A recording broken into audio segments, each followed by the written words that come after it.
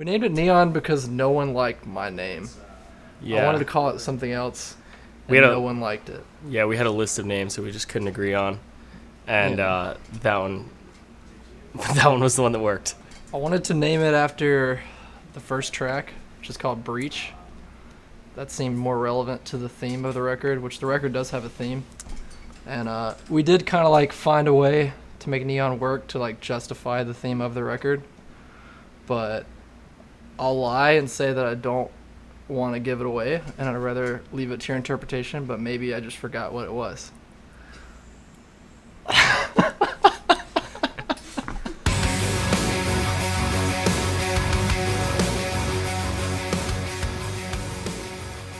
I think this record's the most cohesive, just from start to finish. I agree. I think it does carry a more consistent like theme and voice, like we talked about at the beginning. Mm-hmm. Like this is the first time where we're truly singing about something for most of the album. Me and JT.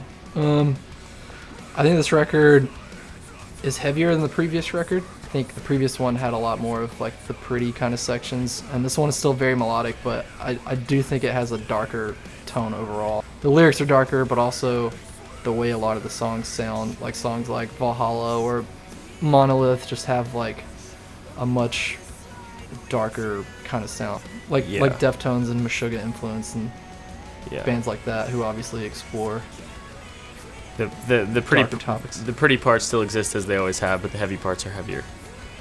I hope that people take away that a lot of time and thought goes into it. Like, it really does.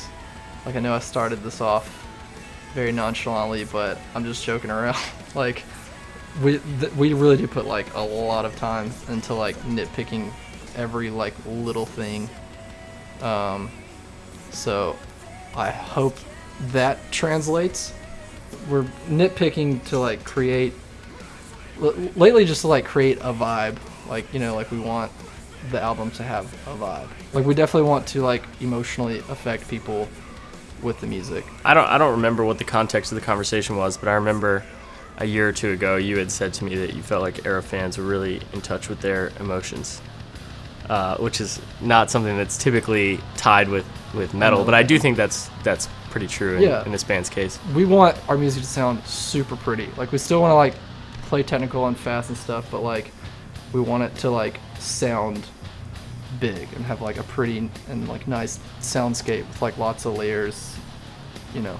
Well, I found, being someone who started playing with the band later, you know, hearing both from the perspective of a casual listener and someone playing the songs, that there's just a ton of depth, and I'm kind of always noticing something new that he's written. It's actually a pretty rough time for me and the screaming vocalist JT.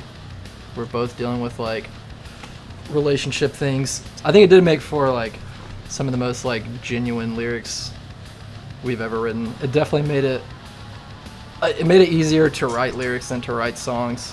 I don't know, I think we both felt inspired by whatever we were dealing with. I think if you compare this record to the previous one, Drift was like a little happier, and I feel like this record's more kind of filled with turmoil, maybe, or inspired by turmoil. It was like an easier time, I guess, to be writing a record. I feel like when you're in that mode and you're trying to write like sad or, I don't know, melancholy kind of lyrics, you kind of like write based off of like things you listen to, because we listen to a lot of like sad music or melancholy music, so you kind of like know exactly how to tell that story based off past experiences.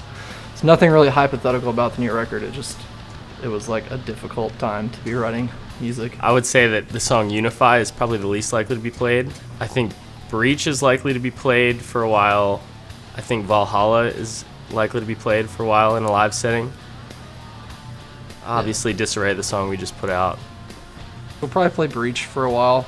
We all really like it, and it's the first song, so if you check out the record, you can't miss it.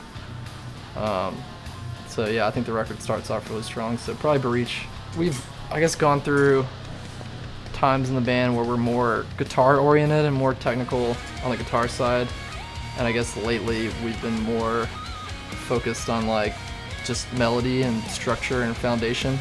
as the band gets older. There are some songs where I think teeter more towards, the melodic, structural side, and other songs that teeter more towards like the musician, intricate side. Disarray, I think, definitely is more based off of like the melody and just the structure and the vibe. It's more simple.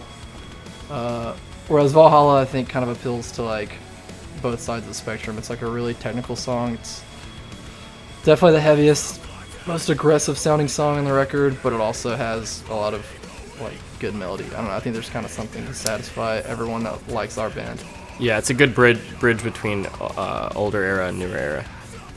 We always talk about how we hate when bands like really try to drive this point home, but we don't listen to like a ton of heavy music. Most of what we listen to is not as heavy, so obviously I think that carries through in Jesse's writing a lot. Yeah. Yeah, well, we always joke about it because, like, I don't know, so many guys in metal bands feel like they gotta like a let condescending, yeah. They gotta let you know, like, they have grown, they have depth. Progressed above it. It's like, there are definitely some bands that we can attribute to, like, the way the album turned out. I mean, we know the Northlane guys really well, and we, like, actually love their music, especially their last 2 records. I think ever since they kind of shifted their sound, it's like affected our sound to a degree. They took like a big chance with their last couple records, and I think that kind of inspired us to kind of move more along with like what we like and try not to put too much pressure on ourselves to always, appease older fans. Still, we keep them in mind, even, if some of them don't know it, we really do. But I don't know, Northlane really inspires us musically. We fucking love Architects, and it's getting more and more obvious as our new releases come out that we listen to a lot of Architects. Yeah, Deftones. I think if we were to thank bands that have really looked out for us, I know August Burns Red would be in that list. I mean, any band that's ever taken the band on tour would be considered, but August Burns Red's always gone above and beyond for us. Yeah, especially them, because they just never stopped taking us on tour. We Thankfully. pretty much exclusively tour with August Burns Red, so thanks. I know. The kind of stuff I've been listening to, I don't think is going to... It's not really going to translate into Era sound, because it's so far from it. It's this whole spectrum of different genres. I think if there's anything to take away from those kind of bands that are separate from our genre and incorporated into our genre, maybe other stuff doesn't translate into our music the way it used to. I think we're kind of like locked in to like what the band is and where the band's going to go and how it's supposed to sound. So I think the influence that's coming from other bands is mostly just enjoying those bands and it making us inspired in a very general sense, not in like a specific like, oh, this song is sick, so I'm going to write a song like that. That doesn't really happen anymore. I do think that the mood and the vibe does carry over though, even from artists that are nothing like Era. Because I mean, this might be a little bit of a reach, but I think the majority of us do prefer just darker sounding music, or maybe music that's has a little bit more of an emotional tinge to it, and I think that does carry over to Era.